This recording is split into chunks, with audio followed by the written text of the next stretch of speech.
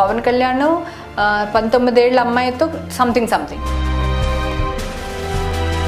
పూరి జగనన్న కూడా నేను గట్టిగా చెప్తున్నాను, ఎప్పుడు ఎక్కడెక్కడి నుంచో మదలు చేసుకొస్తాడు, ఏదో చేస్తాడు. ఇక్కడున్న వాళ్ళకి ఎందుకు ఇవ్వడం నాకు అర్థం కాదు అసలు. ఏదన్నా అంటే నవ్వుతాడు, తిడితే వింటాడు, అంతవరకే చేస్తాడు. నాకెందుకు మదర్ క్యారెక్టర్లు ఇవ్వలేకపోతున్నారు అంటే ఎన్టీఆర్కి మదర్ అంటే హేమ క్యారెక్టర్కి ఒక స్టేచర్ లేదా? కొంతమంది తప్పు చేస్తున్నారు లేదా ప్రాబ్లమ్స్ కాంప్రమైజ్ అయ్యి సినిమాలు చేస్తున్నారు అంటే వాళ్ళ ఫ్యామిలీ బ్యాక్గ్రౌండ్, పాపం వాళ్ళ కష్టాలు ఏమున్నాయో ఆ అమ్మాయిని కూడా మనం అర్థం చేసుకోవాలి. మోసపోతామండి ఆడవాళ్ళం, అంత ఈజీ కాదు. హేమకి పలుపు పొగరు ఎక్కువ, లీడర్షిప్ పనిచేస్తుంది, ఇండస్ట్రీలో ఎందుకులే అని మనల్ని పక్కకు పెడతారు తప్ప కరివేపాకు తీసి పక్కకు పెట్టినట్టు. నిజమే కదా అని ఒక డైరెక్టరో ఒక రైటరో ఒక ప్రొడ్యూసరో ఈ రోజు వరకు ఆలోచించలేదు. ఒక హీరో, నా కళ్ళతో అమ్మాయిని చూశాను, అబ్బాయిని చూశాను, ఇండస్ట్రీని చూశాను. 25 years నాకు ఎక్స్పీరియన్స్ ఉంది, నేను చెప్పగలను, నాకు ఆ రైట్ ఉంది. ఇండస్ట్రీ అంత దరిద్రపైన ఇండస్ట్రీ అయితే మన పిల్లల్ని అంటే సోకాలి హీరోల పిల్లలు వస్తున్నారు, హీరోయిన్ పిల్లలు వస్తున్నారు. నిజంగా ఇండస్ట్రీ అంత చెడ్డదైతే వాళ్ళందరూ ఇక్కడ ఎందుకు పెడతారు? ప్రొడ్యూసర్ పిల్లలు కూడా యాక్ట్ చేస్తున్నారు.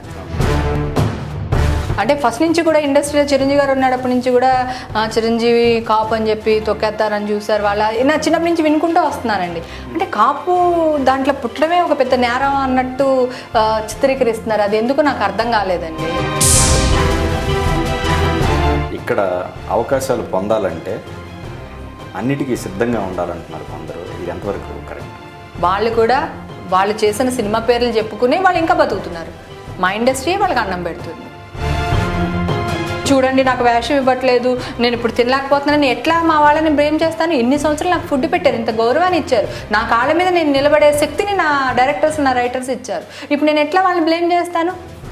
అది కాకుండా నాకు కారు కావాలి, నాకు సెల్ ఫోన్ కావాలి, నేను యాక్చువల్గా డైలాగ్ ఏంటి, ఓహో అలా చెప్పాలా అంటే మీరు అలా అంటారు. భానుప్రియని తెలియదే ఉందండి, ఆవిడ కూడా పంతంగా మీరు ఫోన్ చేసి నేను డైరెక్టర్ ఇప్పుడు ఈ ఛానల్కి నేను ఆ పుడింగి అంటే ఆ అమ్మాయి పోరా పని చూసుకోరా బాగుంటుంది. యూట్యూబ్లో పెట్టాడు మేము స్నానం చేసింది, దాన్ని డౌన్లోడ్ చేసుకుని ఇంకొకడెవడో హేమ శృంగార లీలలు. అసలు చెప్పిన కొంచెమైనా ఉండాలి కదండి. అంటే వాడి ఫ్యామిలీని పెంచుకోవడానికి ఆ ఏదన్నా చేయొచ్చా అండి? నేను అదే అడుగుతున్నా. ఇప్పుడు మా కోర్టు XYZ ఎంతమందిని స్కోరింగ్ పలానా అమ్మాయి ఇక్కడ దొరికింది, పలానా ఆవిడ అక్కడ దొరికింది వేసేస్తారు. దానివల్ల ఏంటి మీకు వచ్చిన లాభం?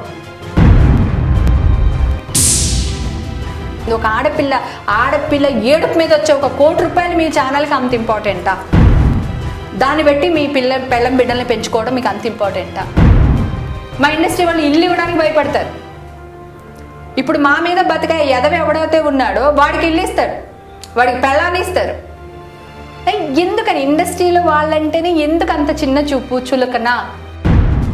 చంద్రబాబు నాయుడు గారు అంటే పడుకున్న పులిని లేపారు, ఏదో ఉంటాయి కదా ఇట్లాంటి డైలాగ్స్. అట్లాగా వాళ్ళు సైలెంట్ అయిన వాళ్ళని ఈయన గోకి లేపినట్టు అయిందండి. ఒక కాపాడు ఎదుగుతుండు, ఇంకొక కాపాడు చూడలేడు, ఒక కాపాడుకు ఇంకొక కాపాడుకు పడదు.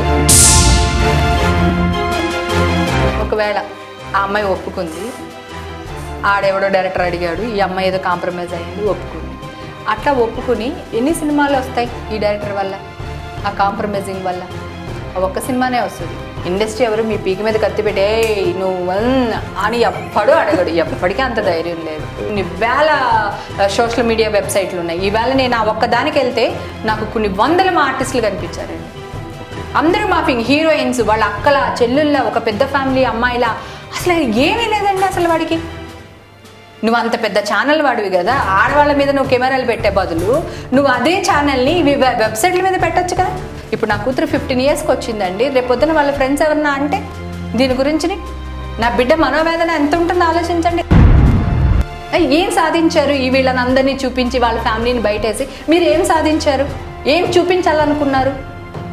వాళ్ళ వల్ల ఇండస్ట్రీకి నష్టం వచ్చేసింది, ఇండస్ట్రీ పరువు పోయింది అనుకునే వాళ్ళే కానీ అరే ఆ పిల్లకి మన క్యారెక్టర్లు ఇవ్వలేక ఏదో మిస్, ఆ ఫ్యామిలీని పెంచుకోవడానికి ఆ అమ్మాయి అంత కష్టపడింది, పాప ఆ అమ్మాయి ఏదో చేసింది పోన్లే అనుకునే వాళ్ళు ఎక్కడ ఉన్నారు చెప్పండి?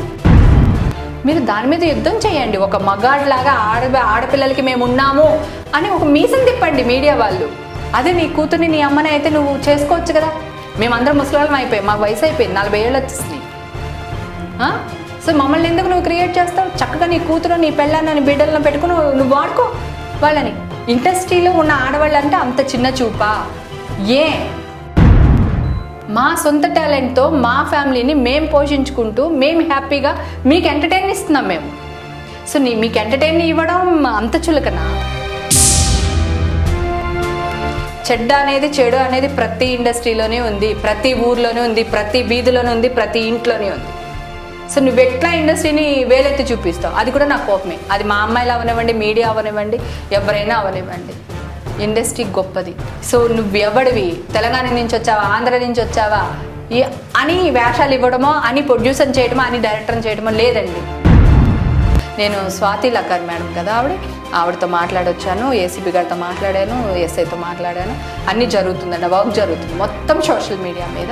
మొత్తం అందరూ సోషల్ మీడియాలో ఎవరైనా సరే ఒక అమ్మాయి గురించి ఒక అక్షరం తప్పు రాద్దామనే ధైర్యం కూడా నా కొడుకులకి రాకూడదు. నువ్వు సిన్సియర్ అన్నావు. ఒక హీరోయిన్ మొన్న నేను ఇంటర్వ్యూ చేశాను, XYZ ఎక్కడో ఇలాగే మన ఇంటర్వ్యూలానే వేరే చోట ఒక ఇంటర్వ్యూ చూశాను, ఒక ఇద్దరు హీరోయిన్స్వి. ఒక బ్రోకర్కైనా ఒక విలువ ఉంటుంది, సోషల్ మీడియా ఎదవలకి అది కూడా లేదు. ఒక బ్రోకర్ ఒక అమ్మాయి ఇష్ట ప్రకారం నువ్వు వస్తాను అంటే వాడు వెళ్ళి ఇంకొక బేరాన్ని మాట్లాడి పెట్టుకోవడం బ్రోకర్. నువ్వు ఈ అమ్మాయి పర్మిషన్ లేకుండా, ఏదీ లేకుండా నువ్వు ఆ అమ్మాయి మీద బతుకుతున్నావంటే నువ్వు ఎంత పెద్ద ఎదవో ఆలోచించు.